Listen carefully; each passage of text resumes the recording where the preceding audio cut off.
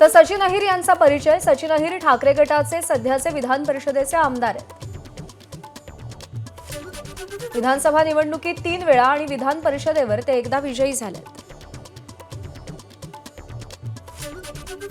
वरळीतून 1999, 2004, 2009च्या विधानसभा निवडणुकीत त्यांचा विजय झाला. 2009ला त्यांना गृहनिर्माण राज्यमंत्रीपद होतं.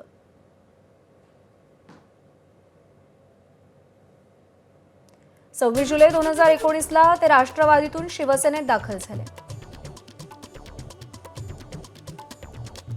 2020 मध्ये अखंड शिवसेनेच्या ते उपनेतेपदी होते. 2022 मध्ये विधान परिषदेवर सदस्य म्हणून नियुक्ती झाली.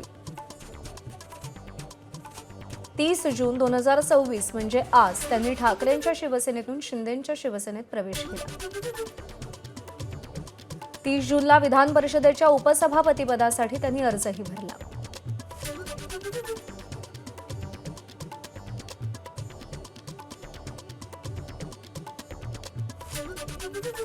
तर सचिन अहिर यांचा विधान परिषदेचा कार्यकाळ हा 2028 पर्यंत आहे. का सोडली सचिन अहिर यांनी ठाकरेंची साथ आपण पाहतोय. महाविकास आघाडीचं संख्याबळ पाहता पुन्हा विधानसभेवर जाणं तर अशक्य आहे. विधानसभेला वरळीतून आदित्य ठाकरे लढत असल्यानं ती जागाही दूरच आहे, जो त्यांचा पारंपरिक मतदारसंघ होता.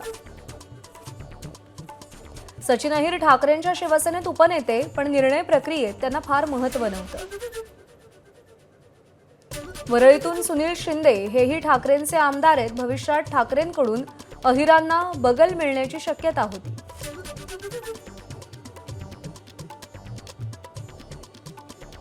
सचिन अहिर यांचं पक्षांतर का मोठं ठरतंय. सचिन अहिर आदित्य ठाकरे यांचे अत्यंत विश्वासू आणि निकटवर्ती आहे. आदित्य ठाकरेंसाठी सचिन अहिर यांनी वरळी विधानसभा मतदारसंघ सोडला होता. वरळीत राहणाऱ्या विधान परिषदेच्या 2 आमदारांपैकी सचिन अहिर एक आहेत. काही दिवसांपूर्वी शिंदेंकडून सचिन अहिर यांना पक्षात येण्याची ऑफर दिली गेली होती. शिवसेनेत आल्यास उपसभापती पदाची उमेदवारी देण्याचं एकनाथ शिंदेंनी आश्वासन दिलं होतं. खासदार संजय दिना पाटलांच्या प्रवेशानंतरच सचिन अहिर पक्षप्रवेशास तयार झाले. सचिन अहिर यांची वरळीमध्ये स्वतःची ताकद आहे. कामगार संघटनांवर प्रभुत्व आहे. 6 खासदारांना सोबत घेतल्यानंतर सचिन अहिरांनाही घेऊन शिंदेंनी ठाकरे पितापुत्रांना मोठा धक्का दिला. अहिरांना पक्षांतर बंदी कायदा का लागू नाही. पक्षांतर बंदी कायद्याच्या 10व्या सूचीत 8 परिच्छेदांचा समावेश आहे. 10व्या सूचीत कायदा कुणाला लागू होतो, कुणाला नाही याचं स्पष्टीकरण आहे. परिच्छेद 5 हा सचिन अहिरांसाठी ढालीसारखा आहे.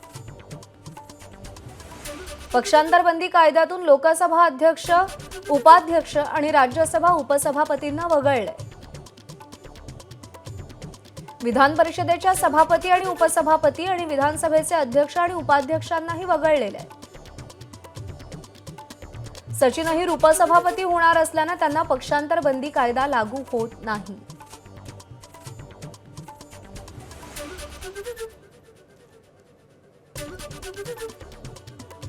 का सोडली ठाकरेंची साथ त्यांनी पुन्हा पाहूया. सचिन अहिर यांचा विधान परिषदेचा कार्यकाळ 2028 पर्यंतचा आहे. तर विधान परिषदेतला बलाबल आपण पाहूया. महायुतीच्या 61 जागा आहेत. त्यापैकी भाजपचे 35 आमदार आहेत, शिवसेनेचे 12, राष्ट्रवादीचे 10 आणि अपक्ष 4 आहेत. महाविकास आघाडीच्या 12 जागा आहेत. त्यापैकी ठाकरेंच्या शिवसेनेचे 5, काँग्रेसचे 5 आणि राष्ट्रवादी शरद पवार पक्षाचे 2 आमदार आहेत. आणि रिक्त जागा आहेत 5.